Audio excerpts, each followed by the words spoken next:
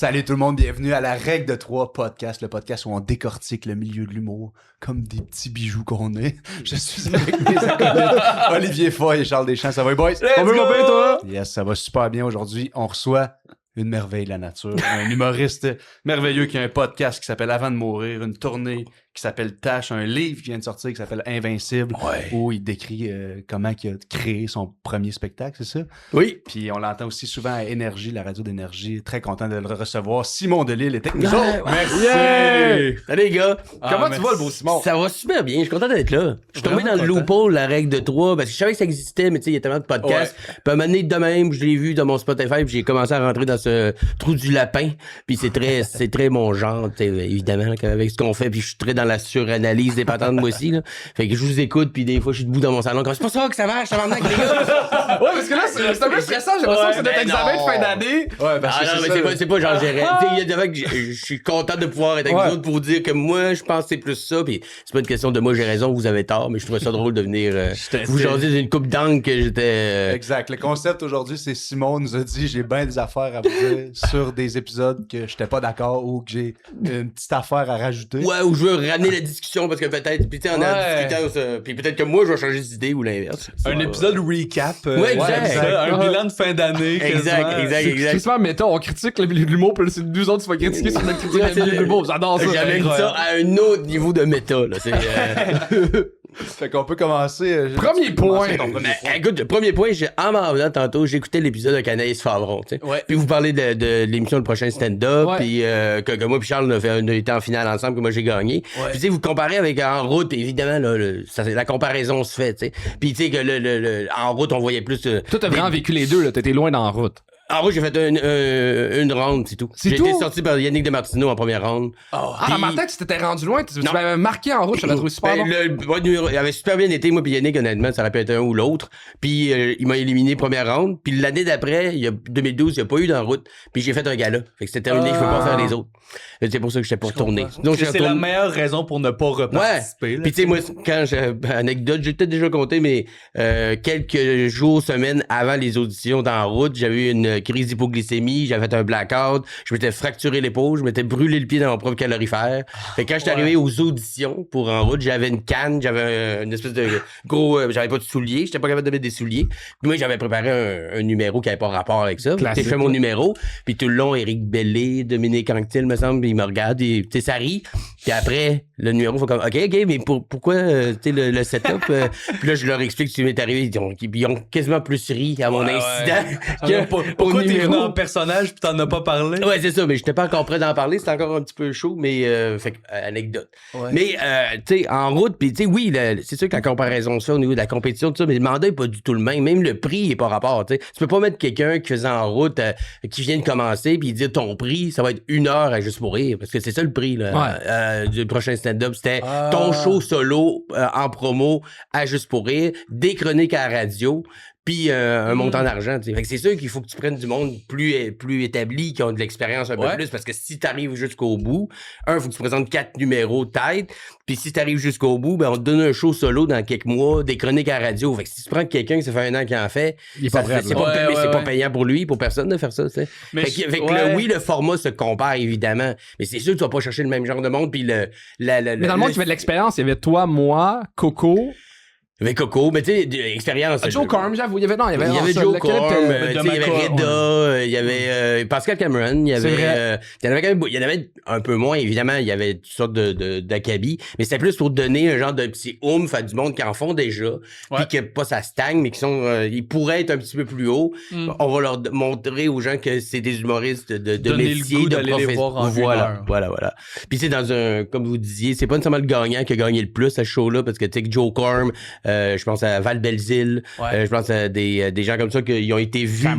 Cameron, ça leur a donné un gros oomph, que moi aussi, mais tu sais, c'est pas gagner qui donne le oomph, que montrer que t'es capable de faire des bons numbers en compétition contre tes collègues. Puis moi, je vais pas te prendre avec ça la compétition, il y en a qui aiment pas ça, mais quand c'est sain, je me battais pas contre l'autre, moi je voulais faire le meilleur que je pouvais faire.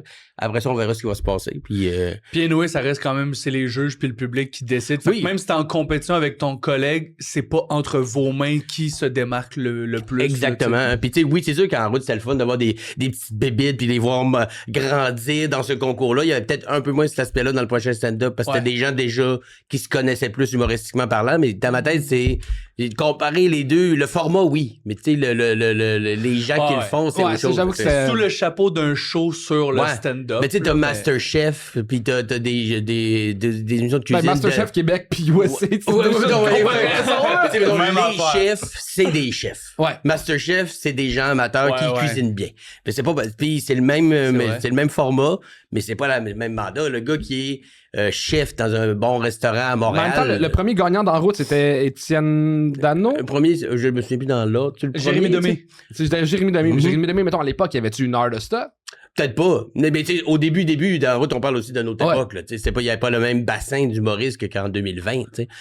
Évidemment que les gens dans la route d'il y a 15 ans, puis il faut le mettre dans son contexte aussi. Mais en route, quand moi je l'ai fait en 2011, toi, tu l'as fait? Toi, tu l'as pas fait? Je l'ai fait en version web. Là. OK.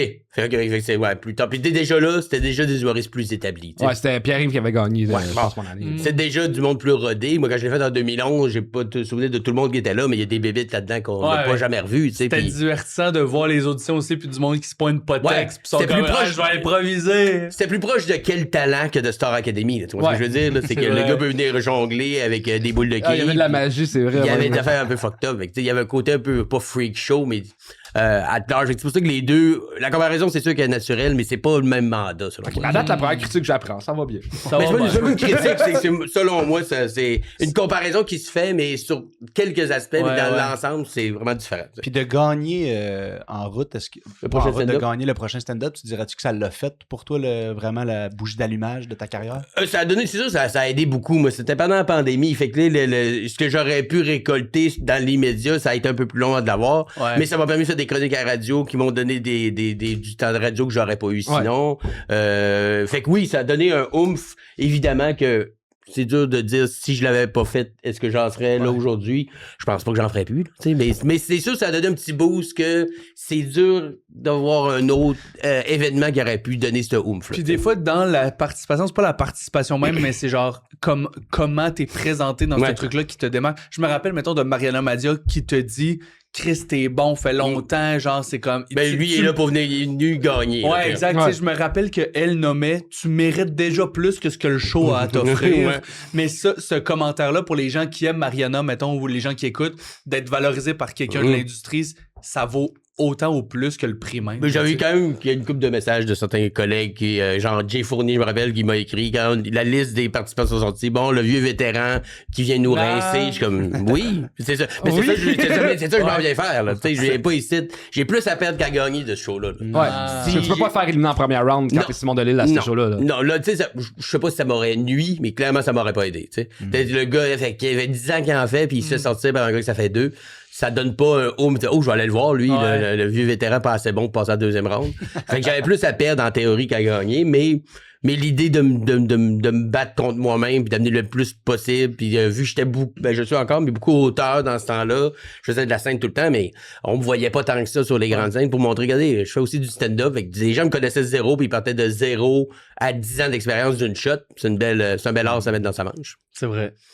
Pour le prochain sujet, je veux vous relancer sur un truc que j'ai beaucoup entendu de nos auditeurs de l'épisode des open mic où Charles a dit la phrase les open mic, ça devrait pas exister. C'est un cancer pour la société. C'est un cancer pour le milieu. Tu m'as fait j'aimerais des open micers. Tu peux peut-être remettre les pendules à l'heure sur ta pensée par rapport à ça ou jaser ça un petit peu. Moi, j'ai rien contre le principe d'une soirée open mic où on laisse la chance à plein de nouveaux. J'ai rien contre la durée d'un numéro de 5 minutes. Je pense que c'est une belle durée pour essayer les affaires. Ce que je trouve dommage, c'est que le monde part de plus en plus d'open mic et de moins en moins de soirées de rodage. Fait qu'on est de moins en moins payé quand tu commences. C'est la seule affaire, je voulais dire, qu'on devrait payer les humoristes.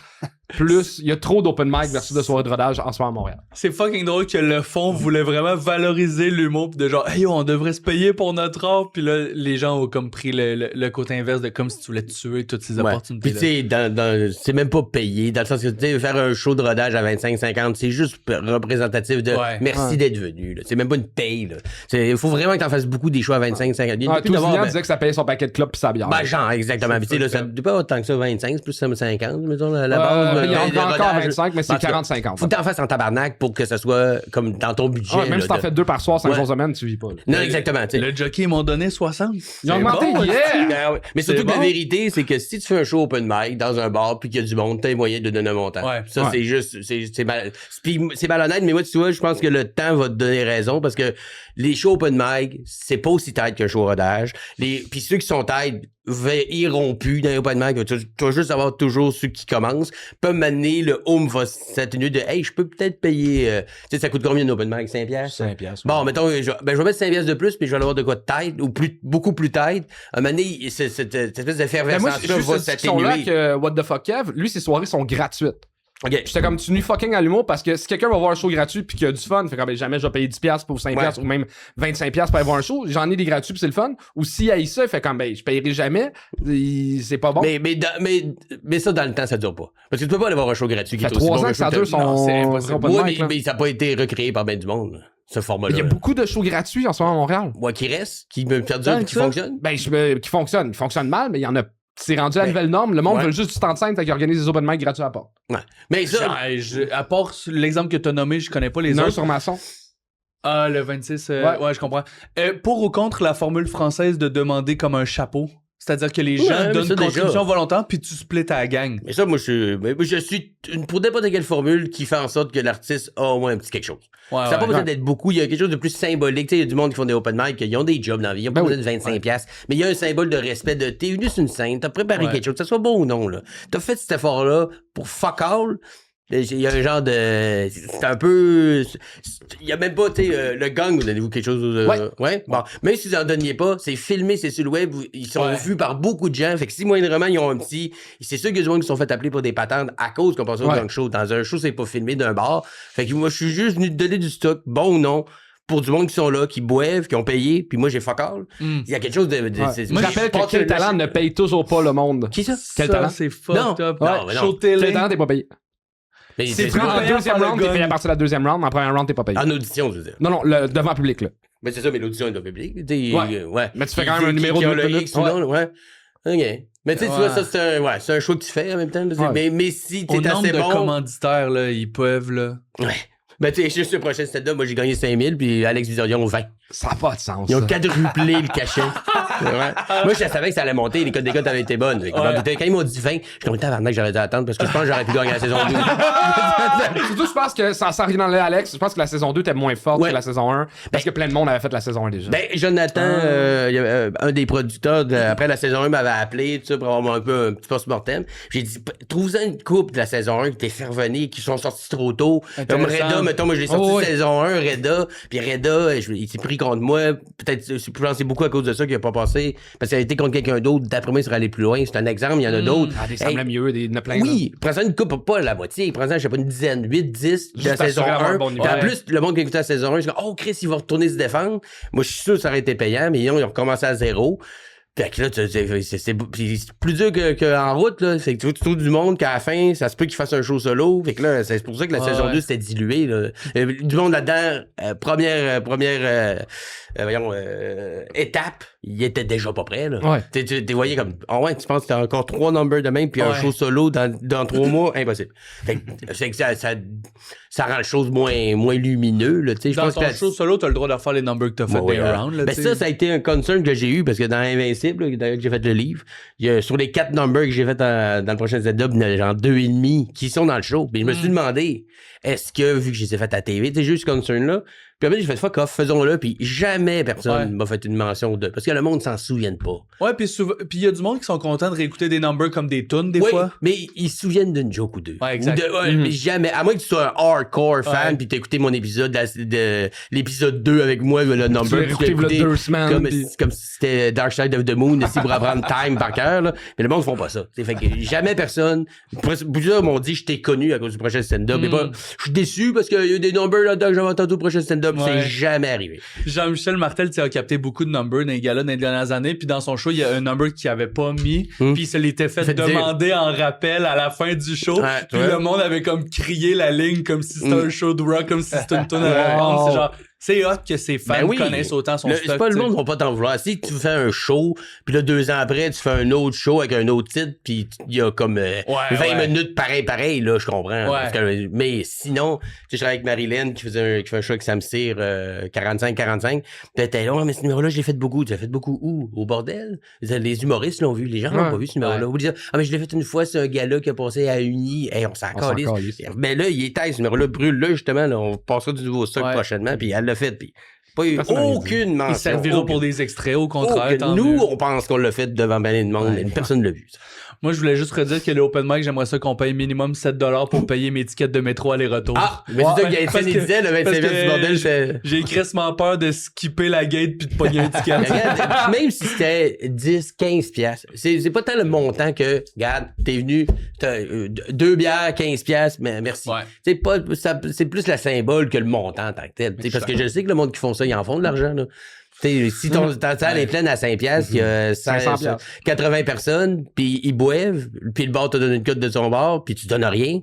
T'en mets dans tes poches, puis c'est correct que t'en mets dans tes poches, mais donne-en un peu. Sinon, comme j'avais dit dans l'épisode aussi, tant que le bordel ne paiera pas son open mic, il n'y a pas un open mic à Montréal. Ouais, mais nous autres, c'est ça l'air con, mais c'est plus une question de logistique, de faire des factures pour tout le monde, tu sais, pour à 2 open mic par semaine. Moi, en tant que créateur d'un open mic, on s'est demandé, on paye dessus, puis on s'est dit, ben le bordel paye pas. C'est le barème.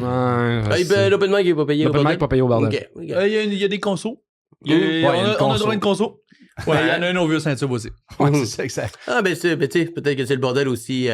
Puis comme je dis. J'en parle au prochain meeting. Même 10 piastres. Même 10 piastres. Je dis, j'avais un petit. Parce que merci, il y avait du bon. Moi, je pensais qu'on y est à 25, là. Même en bon d'achat, ça pourrait marcher. Si ça c'était moins compliqué de donner un 10 piastres de bon d'achat, mettons, là.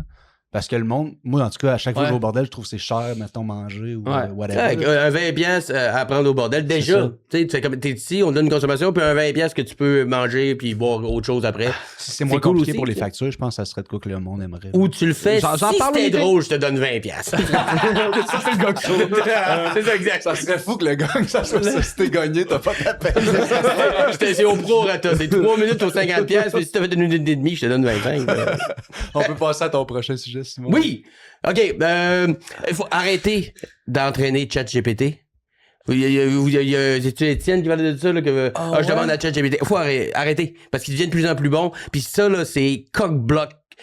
Dis d'avoir, mettons, posé une question à ChatGPT sur hey, en quelle année t'es à faire pour avoir l'info comme il faut pour écrire une joke? Oui. Mais demander des jokes, pourquoi? Il est où le fun?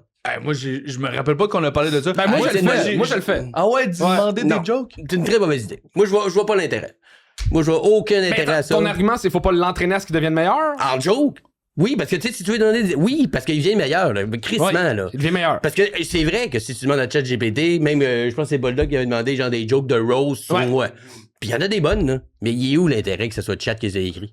Ben ça, je suis d'accord au niveau artistique. Faut que tu apprennes à te développer, faut que tu crées ton propre matériel. Faut pas que tu prennes des jokes de ChatGPT. C'est comme même affaire que voler des jokes que tu vois sur YouTube. Mais... Pourquoi il faudrait que je sois meilleur, d'abord?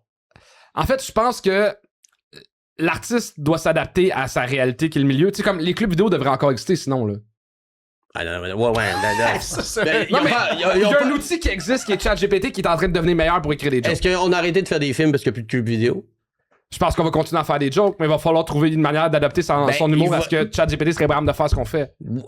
Non, je veux pas que ça. C'est l'art, là, c'est le véhicule du doute. Faut que le gars, tu comprennes qu'il y a un trajet, qu'il y a une réflexion, qu'il y a un gars qui a essayé de faire, qui s'est trompé. Faut qu'il se trompe, faut que ça soit wrong, faut que ça soit non, c'était pas là, c'est pas le bon angle. Faut que tout le questionnement soit dans le joke. Si une machine a tout enlevé ce trajet-là pour arriver direct au point, il y a aucun intérêt pour moi à écouter une joke faite par une machine.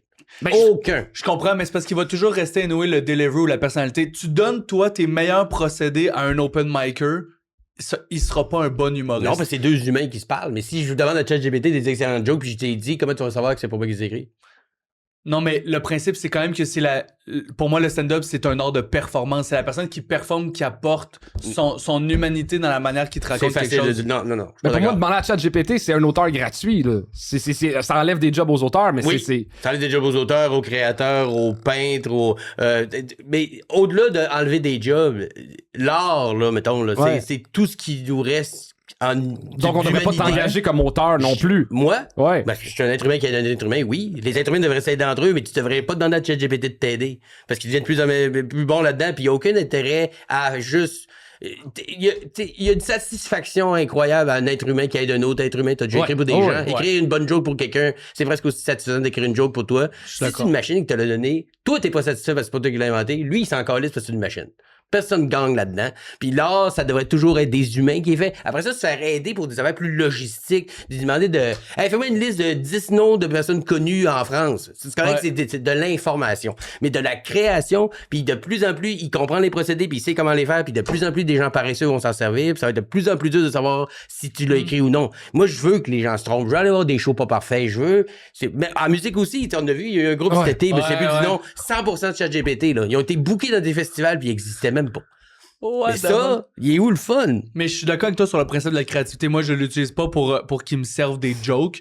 Après, je pense que genre l'humain est essentiel à la création là, pour que ça communique vraiment pour les gens. Mais je pense pas qu'on peut freiner l'avancement technologique. Ben, je pense qu'il y a des gens qui vont devoir recalibrer leur participation à l'art, c'est-à-dire plus de script éditeurs, peut-être moins d'auteurs. ChatGPT va pas arrêter d'exister parce que je dis. Mais je pense que pour freiner ça, faut arrêter de l'alimenter au mieux possible. Puis chaque fois qu'on l'alimente moins, il est moins efficace dans un domaine. Puis dans la science, dans la médecine, puis je suis bien facile de parler, la micro-science de trouver la molécule exacte. Je pense que l'intelligence artificielle va peut-être aider à guérir le diabète dont je souffre depuis 20 ans. Puis ça, je peux pas être plus d'accord avec ça. Parce que 100 scientifiques ensemble calculent pas à la même vitesse que ChatGPT en une seconde. Ça, c'est autre chose mais l'art, c'est pas fait pour que tu te sentes mieux ou pour aider l'humanité à se sentir mieux. C'est pour te créer du doute, puis de pourquoi cette personne-là pense ça, puis moi non. Fait que si c'est une machine qui l'a fait, il n'y a plus d'intérêt. Moi, je trouve ça... moi, j'utilise zéro ChatGPT pour rien qui a rapport à la création. Ça va être toujours formatique, fonctionnel, formaté. Jamais, parce que on les regarde même sur fucking Facebook, là, les deux gorilles qui se parlent. Là, les gags sont de meilleur à meilleur. Puis je l'admets, là, les gags sont de meilleur à meilleur, mais il n'y a aucun humain derrière ça. Fait que moi, j'ai aucun intérêt à l'écouter. Tu voudrais-tu qu'on traite mettons les humoristes qui utilisent ChatGPT comme on traite ceux qui copient les jokes? Oui, peut-être pas de la même façon parce que copier des jokes, ça c'est juste bas puis c'est juste te voler quelque chose à quelqu'un. Mais moi, si tu me dis, si je vais te voir un show, là, te fais un 15, là, j'ai ri, tu vas te voir, vrai, c'est tout écrit par ChatGPT. Il y a d'aucune façon je vais t'appeler pour quoi que ce soit. Je vais pas te demander de travailler avec moi. Puis je te dis, je vais pas te roaster, mais j'ai un mépris. C'est paresseux. C'est dur d'écrire une bonne joke. Si quelqu'un d'autre te l'écrit, t'as pas fait le trajet, tu mérites pas d'avoir les... Un peu comme qu'on critique du monde qui ont 18 auteurs et qui ont pas écrit tant de jokes dans leur show. Oui, oui, au même titre, moi, c'est des humains qui l'ont fait. Ça devrait travailler c'est plus noble d'avoir ça devrait être une autre catégorie aux Oliviers, c'est en musique, qui ont des interprètes puis des auteurs, compositeurs, interprètes. Aux Oliviers, il va y avoir des gens, c'est comme, ben toi, t'es un bon interprète, mais t'as pas écrit tes affaires. Parce que, tu sais, l'argument de, ouais, mais la joke est bonne, c'est pas un argument selon moi, parce que j'aime mieux une joke moins bonne faite par quelqu'un qu'une bonne joke faite par une machine. Puis pour moi, l'art va avoir sa pertinence à travers la technologie dans le futur parce que, justement, en ligne, on sait plus ce qui est vrai. Puis l'art va devoir rester l'affaire qu'on le sait que c'est vrai. Ouais, c'est pour ça que les artistes ont un peu leur devoir là-dedans d'arrêter physique, de faire en sorte que ça devienne meilleur, ça. Parce que c'est pas ça, l'art. Pour plein des affaires, oui. Mais pour l'art, touchez-y pas. Tu sais, demander, mettons, tu fais, je sais pas, une série web, t'as besoin d'un background de quelque chose, tu donnes à ChatGPT de te faire une image de écrit dépanneur. Ça, tu sais, à la limite, il y a quelque chose de... T'as pas volé quelque chose à un artiste. Oui, t'aurais pu faire travailler un graphiste, je comprends. Mais demander des jokes... T'as même pas eu l'idée, t'as même pas eu l'angle, t'as même pas... C'est même pas ton exemple, c'est parce que t'es humoriste, mais le graphiste, il est fâché de ton exemple. Je suis d'accord. Non, mais je suis d'accord. Mais je dis pas que ça, c'est correct, puis la gag, c'est pas correct. Mais tu sais, un graphiste, effectivement. C'est juste parce qu'on est collé sur la joke, là, tu sais. Je comprends, mais tu sais, oui. Mais il y a un côté, il y a certaines affaires, certains canevas plus formatés, qu'à la limite, je comprends que ça existe, tu sais. Ça vole la job à du monde, oui. Mais au-delà de la job à du monde, c'est parce que l'art, c'est le processus pour s'y rendre plus que le résultat. Puis là, tu l'as pas, le processus. C'est une machine qui l'a fait. Ouais, mais je comprends vraiment. Tu donnes l'angle quand même à ChatGPT, là. Mais de moins en moins, c'est ça mon point. C'est que plus tu vas y en donner, moins il va... ChatGPT, je voudrais avoir des bonnes jokes de pommes, puis il va t'en sortir 100, puis il va en avoir 40 là-dedans qui sont excellentes. Puis tu n'auras même pas te demander l'angle, ça va être déjà proposé dans le gag. Ouais, surtout que maintenant, tu peux faire... Qu'est-ce que Louis C.K. aurait écrit là-dessus? Voilà, t'as écrit une joke dedans à la Simon Delille ou whatever, puis il va te la faire, puis c'est vrai que si t'as lu, ça peut sembler à quelque chose que j'aurais écrit. Mais je l'ai pas écrit. Fait que pourquoi elle existe, cette joke-là? C'est bon, vraiment. C'est fucking bon. Je comprends. Une forme de purisme dans la créativité. Là, tu peux pas enlever le processus, peu importe l'art, tu peux pas enlever le processus au produit fini. Tu peux pas avoir un produit fini sans processus dans l'art. C'est la base. Tout le numéro de ton père, là, avant d'arriver au point de trouver l'angle de comment parler. Oui, des jokes, puis même langue, ça a pris du temps à te trouver. Puis à un moment donné, tu l'as trouvé, puis ça fait Mais si tu t'enlèves tout ça, puis t'as juste le c'est plate. C'est sûr que c'est plate. C'est plate. Je pense que c'est une machine qu'on peut pas arrêter. Ouais. Fait que, tu sais, j'ai l'impression que tu sais, la raison pourquoi que les moments de crowdwork marchent beaucoup sur les médias sociaux, je pense que c'est justement parce que ça, c'est pas une machine. C'est un moment qui est vécu. Je pense que malheureusement, le stand-up va évoluer parce qu'on n'aura pas le choix de rentrer de l'impro puis du vrai. Que le monde va dire, hey, là, je viens de vivre un moment avec un être humain. Ça, je sais que c'est. Tu sais, j'ai l'impression que on va devenir des DJ de ChatGPT avec des choses qui nous ont. ChatGPT, c'est le cancer de la création comme les open mic, c'est le cancer des choses. Je suis d'accord, Si ChatGPT me paye 7$ pour un show, j'y vais. En tout cas. Mais c'est un peu comme l'autotune a fucké l'industrie de la musique, tu sais. Ouais. Avant, fait que tu chantes bien, maintenant, tout est synthétisé. Ouais, mais il faut toujours qu'il y ait un humain qui chante pareil. Ouais. Je peux pas m'empêcher d'imaginer que toutes les époques ont ce débat-là sur n'importe quelle Jamais à cette technologie. vitesse-là. Mais je pense que genre les vrais artistes purs, c'est genre c'est comme de l'eau, puis ils vont prendre la place dans le bassin Mais c'est qui juste reste où ils peuvent être Les eux-mêmes. autres défis artistiques ou étaient toujours avec d'autres humains. Ouais. Fait que Non, mais- c'était débattable. Mais je pense à Là, ça l'époque l'est où pas. C'est il une y avait machine. des messagers, puis au moment où il est arrivé des téléphones, c'est comment comment Ouais, ça mais sera c'était plus toujours un gars des qui êtres va humains parler. au bout de chaque machine. Tu sais comment dire? Là, c'est une machine qui fait le travail. De 18 000 êtres humains qui ont tout Tu synthétisé. fais le travail que, tu sais, pour inventer le téléphone, ça prend un humain. Pour parler au téléphone avec un autre humain, il faut que tu aies un autre humain. Pour un messager, il faut que tu aies un humain. Là, si tu enlèves l'humain de l'équation, il est où le fun? Mais c'est parce que full intéressant. ouais. Mais je suis d'accord avec toi, Ouais. mais c'est parce que Internet a fucké la poste. Mais il faut quand même l'avocat que du quelqu'un sur diable de Internet ton envoie point. quelqu'un sur Internet. mais pour que ce soit un show live, l'humain a quand même pris ce qui a été pris de la technologie, puis là, genre, Il a formaté choisi qu'est-ce qui est. en Qu'est-ce que c'est? monologue, là, tu sais. Ben, c'est parce que tu prends les jokes, tout, mettons, tu parles du texte, mais si tu vas voir un show live, il y a quand même quelqu'un qui a. Il y a quand même une transmission entre la technologie, puis ça passe à travers un T'as humain. quand même une grosse étape que t'as skippée qui est importante là-dedans. Puis de plus en plus, la transition, il va être écrit aussi. Puis le lien va être écrit aussi. Puis Hey, l'angle va dans être de pas plus long, en ça plus va clair. être- Je veux écrire I know. un show personnel, un peu funky, d'actualité. Il qui va va tout chier une te heure. chier. I know. Puis t'auras pas besoin de changer beaucoup de virgules. Puis après ça, oui, il va falloir que je le livre, Chris. Mais Je serais curieux de savoir ce que le monde, mettons, en tant que public, ouais. qu'est-ce qu'il penserait si, mettons, tu vas voir un show de Louis-José Hood, le dernier Louis-José Hood, tu capotes, puis tu t'apprends après que... Parce qu'après ça, t'en aurais deux. Ben, tu sais, moi, T'avais j'ai... écouté le show de George Carlin fait par l'intelligence Ouais, artificielle? mais non. Tu vois, non. Mais pour moi, ça, c'est le bout le plus épeurant. J'ai Parce que adoré l'expérience. moi. tant que tu peux être dans une salle puis qu'un humain te parle, tu sais, la personne a quand même, mettons, choisi ce qu'elle allait nommer de ce qu'elle a généré dans ChatGPT. Mais si les gens commencent à me dire, j'écoute un show de AI sur Netflix, puis que là, il y a vraiment aucun humain, ça, c'est l'étape inacceptable. Moi, si parce je que veux là, il n'y a d'une- plus un humain dans le processus. Moi, si je vais d'une pizzeria puis que je mange puis qu'après on me dit c'était une délicieux, je suis en tabarnak. C'est la même chose. Tu me dis que tu fais de la pizza, mais tu l'as juste fait chauffer? Non. Non. T'es pas un pizzaoli. C'est ton meilleur argument, j'adore C'est ça. très fort.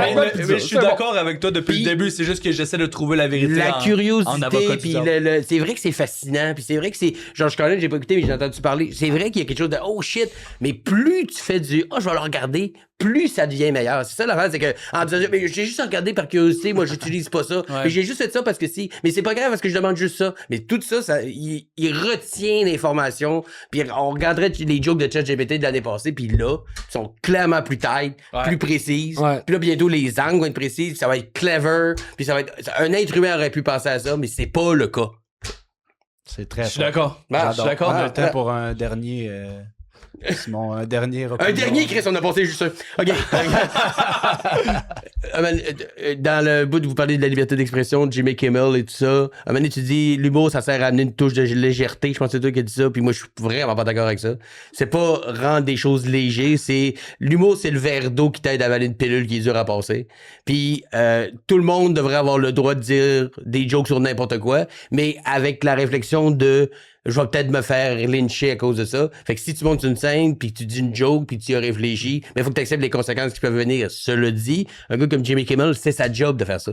Fait que là, c'est pas la joke est pas bonne, c'est le gars, le boss a pas trouvé la joke bonne. Fait que ça, c'est une autre affaire, tu sais. Fait que moi, j'aime pas ça quand on amène l'humour comme c'est juste pour détendre parce que la vie c'est dur. Au contraire, c'est prendre ça, cette pilule-là est dure à avaler, viens, j'ai un bon grand verre d'eau pour toi. Même les deux. Vas-y, excuse. Je pense que. Comment je pourrais dire? OK. C'est un verre d'eau avec la pilule dedans. Des fois, tu sais, mettons, t'as même pas quelque chose de dur à passer, mais on va te faire passer quelque chose de dur avec le verre d'eau. Ouais. Tu sais, t'es pas en train de vivre le cancer, mais tu peux faire un solide numéro sur le cancer, puis comme t'apprends c'est quoi le cancer. Mais lui, c'est toi qui as décidé d'amener le cancer, c'est que t'amènes une pilule qui est dure à passer, mais il faut que t'amènes le verre d'eau qui va avec. Mais pour moi, la légèreté, c'est le verre d'eau. C'est pas de la légèreté, c'est une nécessité à faire passer de médicament. Légèreté, c'est comme si tu. Mais moi, dans ma tête, légèreté, c'est. On va pas parce que les deux ont le droit d'exister, puis le public, c'est pas tous les publics qui ont besoin de la même chose dans la forme d'art qu'ils consomment. Absolument. Puis, tu sais, effectivement, c'est pour ça que les deux peuvent exister. Les peuvent exister, mais je pense pas que l'humour, son mandat, mettons, de façon générale. Moi, je suis d'accord. Un numéro plus absurde, plus léger, que c'est. Tu sais, Daniel Grenier, il en faut, puis ça nous fait du bien. Mais de façon générale, je pense que l'humour, surtout dans le cas de Jimmy Kimmel et tout ça, c'est le lubrifiant qu'il faut pour faire passer quelque chose qui est dur à passer. Puis, parce que ce qui est drôle là, dans la vie, c'est ce qui est triste en réalité. Même les plus grandes comédies, genre le dîner de con, là, froidement, là, c'est triste en tabarnak. Le gars qui se calissait là par sa femme, il fait un burn-out, il commence à faire des statues en allumettes. C'est ça qui l'empêche de se suicider. Il y a un gars bourgeois qui le voit, il veut l'amener souper avec d'autres amis pour rire de lui avec d'autres personnes marginales comme lui. C'est triste, mais c'est rien de plus drôle que le dîner de con. Ouais. Bon. Même The Office par rapport à ça, là, à force de le réécouter, j'ai comme fait le.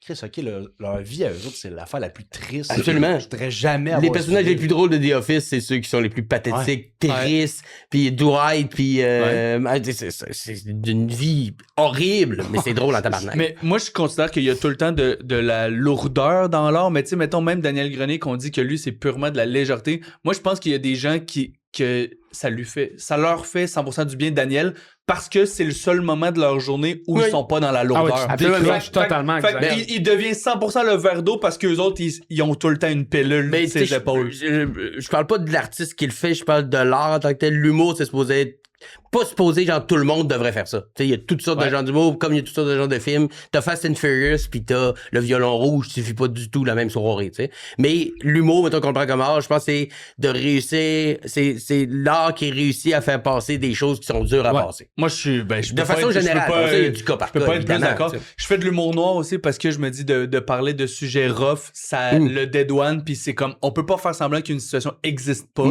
Fait qu'il faut en parler même si c'est rough, puis éventuellement. Mais tu sais, juste, on n'est plus vraiment là-dedans, mais tu sais, l'humoriste, c'est pas un clown, c'est pas un saltimbanque. Oui, on a un côté un peu fou du roi, mais oui, on a le droit de se prononcer, mais il faut que tu aies quelque chose à dire. C'est pas parce que c'est humoriste, il faut que tu te prononces. Mais ton rôle peut être aussi un peu ça, parce que ça aide des gens à peut-être passer un message qu'ils n'auraient pas écouté s'il y avait pas un fond d'humour dedans, parce que c'est trop lourd, justement. Je peux-tu rapidement?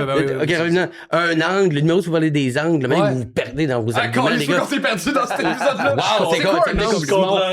C'est juste tu sais, si tu regardes un char, là, si tu le regardes de côté, d'avant ou de dos, tu vois pas la même chose, mais tu vois le même char, OK? Fait que l'angle, c'est juste la façon que tu vas regarder un sujet. Puis après ça, tous tes gags vont intrinsèquement être liés de cet angle-là sans l'être carrément. Même quelqu'un fait du liner, son liner, il y a un angle. Il y a toujours un angle dans tout. Puis plus ton angle est précis, plus ton gag risque d'être bon. Fait que tu sais, mettons, regarde, tantôt, là, vous asseyez, écrivez-moi une joke de cheval. OK? C'est tough, hein, une joke de cheval. OK? Une joke de cheval qui court. OK, une joke de cheval qui court blessé. OK, une course de cheval de course blessée pendant une guerre. Là, je viens de te mettre ça, le laser, Steve. Fait que vous risquez de trouver des bien meilleurs gags que je dis une joke de cheval. C'est ça, là. Plus tu te demandes pourquoi je parle de ce sujet-là, plus tu te rends compte que, hey, je vais parler de bonheur. Ouais, pourquoi? Ben, parce que, Chris, je me rends compte que je suis moins heureux de se lancer. Ah ouais, pourquoi? Ben, Chris, ma blonde me laissé tout ça. Ah ouais, comment ça? Exact. Ben, elle est partie avec mon voisin. Ben, le numéro, c'est que ta blonde est partie avec ton voisin. C'est pas le bonheur. Ouais. Moi, je fais une soirée de stand-up improvisée maintenant, là, pis y a rien de pire que les papiers où c'est écrit les abeilles. Puis là, c'est comme, OK, tabarnak, là, tu sais, faut que je décide tout de ce que je vais dire là-dessus, mais plus les affaires sont précises, c'est genre telle affaire versus telle affaire dans un contexte, plus je suis genre, yo, j'ai 5 minutes à dire là-dessus. Quand l'angle est clair, les gars, ça vient. Tu sais, être intéressant, c'est dur. C'est dur, être drôle, c'est le bout de facile, en théorie. Si tu le fais dans le bon ordre. Ouais. Parce qu'être drôle c'est tough. J'ai écrit pour Piment Fort, on écrivait beaucoup de jokes parce que c'était précis ce qu'on avait écrit. Sinon, OK, faites-moi des jokes de ça. Et bon, là, la prémisse, c'est le jeu, c'est ça. La prémisse, c'est ça. Il me faut 4 gags là-dessus. Au moins, tu regardais pas ailleurs. Tu focuses juste là-dessus. On peut-tu remplacer l'épisode des angles par le 2 minutes de c'est réglé. Je sais pas si ça se fait, mais au pire, on demande à ChatGPT de le faire. Pour t'aider sur le Patreon, c'est quoi les autres sujets que tu veux nous jaser? Olivier, en lien avec ta captation. Puis Charles, avec le numéro de Dano, est-ce que tout le monde peut être humoriste? OK, parfait. Merveilleux. Puis, en plus, on a un bonus. Qu'on t'en reproche à rien, toi? Parce que moi, je suis pas mal parfait. Je suis la voix de la raison. Tout le monde adore Phil. Tout le monde m'adore. Moi, le silence est d'or, on dit. Ouais, exact, c'est ça. Moi, je ferme ma gueule quand j'ai rien à dire. C'est ça. Mais on va aussi parler des vidéos d'Olivier aussi. React. Il fait des reacts qui sont bon. Les opinions, c'est ça passe ou ça casse. Ouais, c'est ça, exact. Il y a du monde qui adore ça, du monde qui déteste ça. On va en parler. Fait qu'on se retrouve sur Patreon. Merci beaucoup d'avoir écouté cet épisode-là. Puis merci beaucoup, Simon. Merci. Plaisir. C'était vraiment extrêmement le fun. C'est déjà la fin de l'épisode. Un énorme merci d'avoir été là. Si tu veux encore plus de contenu, on a un Patreon pour 2$, t'as les épisodes en audio. Pour 5$, t'as les épisodes vidéo d'avance. Et si tu as le goût de faire de l'humour, il existe la formation Étienne Dano avec qui on est partenaire. Ça se fait sur le site d'Étienne Dano, etiennedano.com.